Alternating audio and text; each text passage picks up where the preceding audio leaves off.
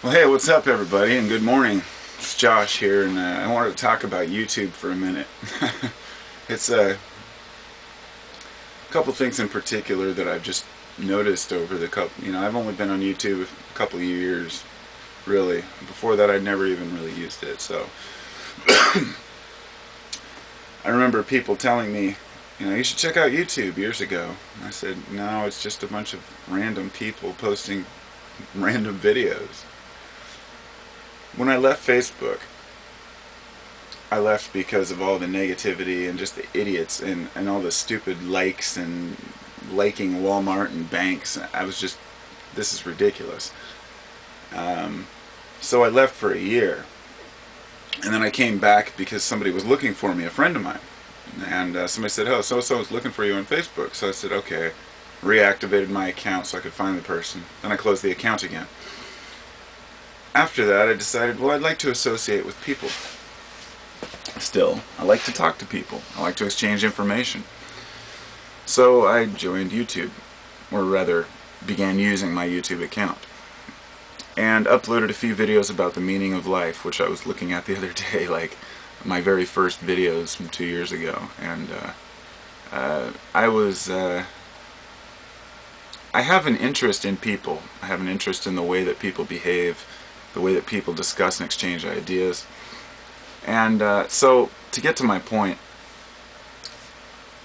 I know that many YouTubers out there know what I mean when I say that I subscribe to a few particular channels that argue back and forth amongst each other. Let's just take one particular couple, for example. There's a guy who often looks a little disheveled, kind of messy hair, very intelligent fellow. People judge him by the way he looks, but he's very smart.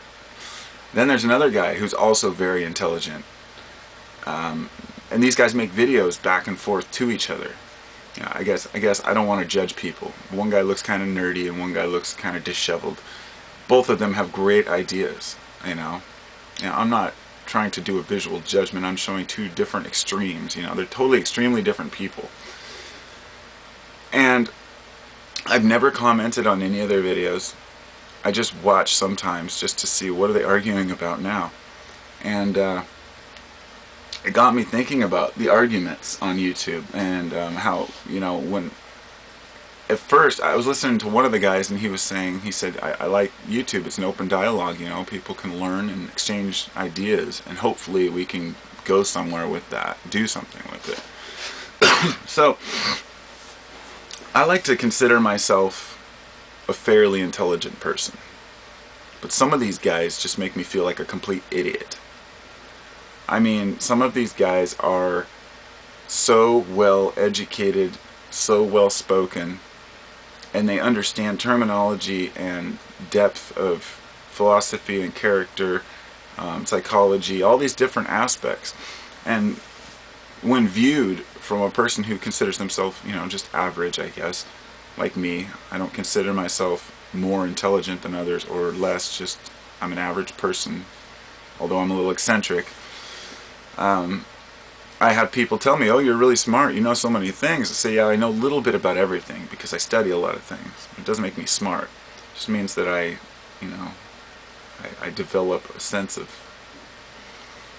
how things work. I'm curious, rather than watching a mindless show, I'd rather read about how some sort of molecular compounds work, So, when you're hanging out with people in a group, let's say I'm hanging out with people who are not interested in the things that I am, that maybe don't do any real research, I may appear to be the smart one in that group.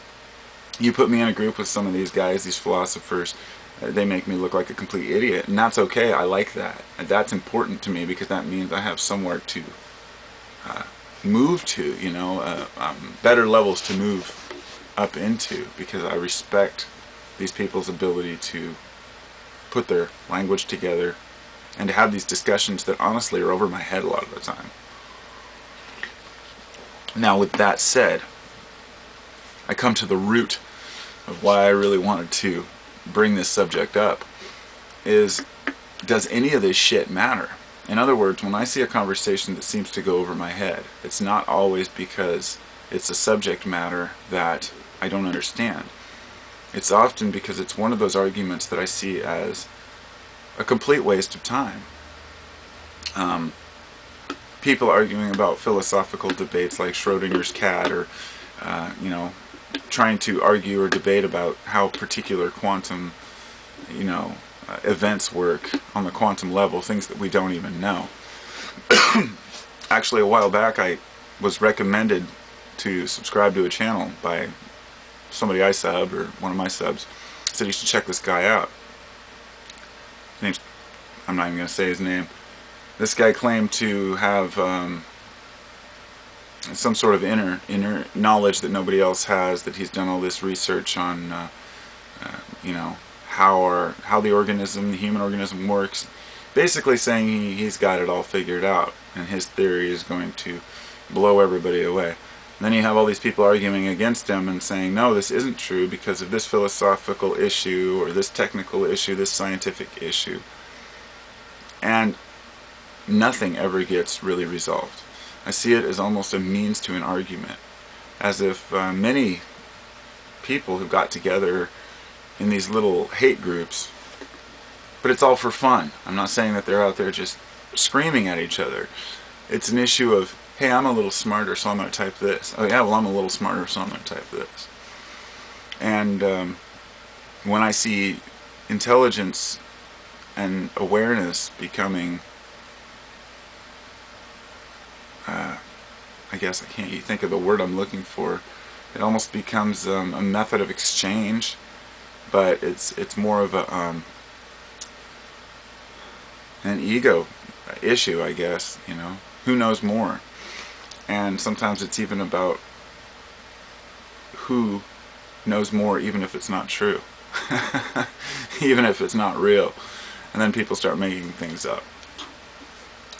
It'd be easy for me to sit here and tell you that I understand how chakras work, and that I understand Reiki and healing, and that I can do this and I can do that, or claim that they're just true. Maybe not that I can do them, but just claim that they're true. But I don't know. I don't know how these things work. So it's hard for me. I sit here and I say, this is possible, but I don't know. This is possible, but I don't know. And people want to know. So I'll see people, like, say, flocking to channels where people are telling them how things are. And that's fine with me. I make it a point not to do that. Because if I start structuring and pretending like I know what's going on in this world, then I'm just part of the problem. People are interested in stuff, but I've got a couple minutes. I actually, people are addicted to knowledge, and they're addicted to fear, they're addicted to spirituality, they're addicted to all kinds of different things. Most of my videos get maybe 40 views, 50 views. I made one the other day called Shocking Proof of Nibiru, and it's got something like 800 views already. It's just laughable because I've done this experiment a few times over the years just for fun, and every single time people just are obsessed with this fear-mongering. And it's because, and the reason I tie that in is because some people flock to people who tell them who they are, or to try to understand themselves. Others flock to places where they can learn from each other, because they're all kind of in this together. But the petty arguments that go nowhere, the ones that really have no resolution, it just seems like we're arguing philosophical premises that the same arguments that have been going on for 1,000 years. So it's just I guess it's entertainment to watch people debate. I just choose to opt out. I don't want to be a part of it. I'm not interested in arguing, especially when I can say, hey, I just don't know. I just don't know. I'll leave you with the picture. I drew this, I don't know, last year sometime. I was playing with circles.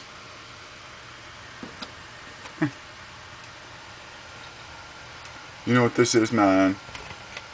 This is the answer to life, dude.